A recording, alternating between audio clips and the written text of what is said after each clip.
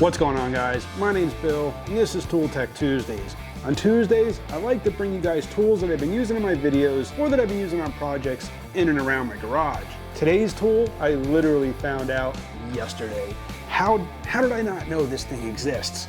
So, how frustrating is it that maybe when you're working on, I don't know, removing a transmission or an engine, you need to get to the bell housing bolts, or you're working in a tight area, so you get your extensions, and you got to reach way up into some area, you just can't reach it, get your extensions, and then it's at a weird angle, so you put your universal joint or your wobble joint on there, and you put your socket on there, and you go to reach up, and the socket has, or the wobble joint has performance issues. Yeah. So, I mean, I do have maybe like an impact universal joint that maybe a little more rigid. And this thing, it does work better. You know, it'll reach up into areas, but it's still kind of, you know, if you bump it around, it kind of flops. Again, it can be kind of frustrating if you're trying to get into a really tight area and this thing just doesn't want to line up. That's where I found this yesterday. This is a flexible extension. How did I not know about these things? I mean, so this one I picked up yesterday at Home Depot. It's a Husky brand. It's a 3/8 drive. I actually have a set on order right now that is a 3/8 and a 1/4 inch. And they even make one in a 1/2 inch. I'll link to all those down below, but this thing is so good. Now, you can put your socket on the end of the flexible extension and it stays for the most part. I mean, it flexes, but it'll stay pointing pretty much right where you need it.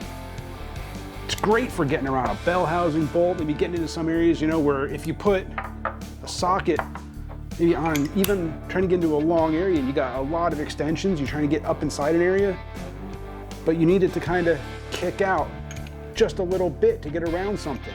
So you put your wobble joint on there and it either doesn't perform or it's going to kick it out at such an extreme angle. Now your extensions are way over here when it's just a little off center, and you just need that little bit of twist to get around something.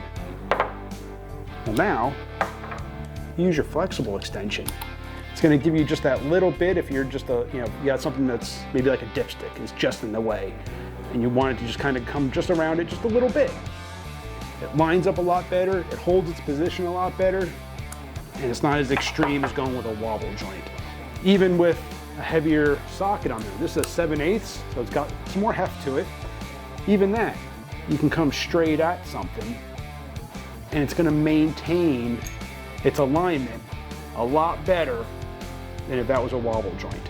If I were to put a wobble joint and that 7/8 on there, there's no way that thing is gonna stay pointing straight out.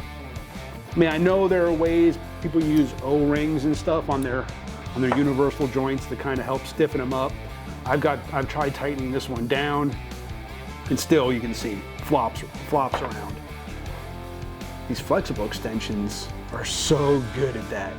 Really makes life a lot easier. As a matter of fact, even when I got home from Home Depot yesterday, I had to try this thing out. So I crawled up under the truck, put the extensions that I needed on to get to my bell housing bolts, the upper ones, and to be able to work comfortably. And this thing went right up, got right on there.